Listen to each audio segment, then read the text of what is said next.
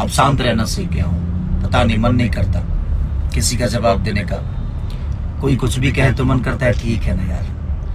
अब मैं अपने ऊपर लेना ही बंद कर दिया कि हाँ वो मुझे क्या बोल रहा है, नहीं बोल रहा है। तो इसलिए शांत हो गया हूँ। बहुत बोलता था मैं, बट अब मन नहीं करता।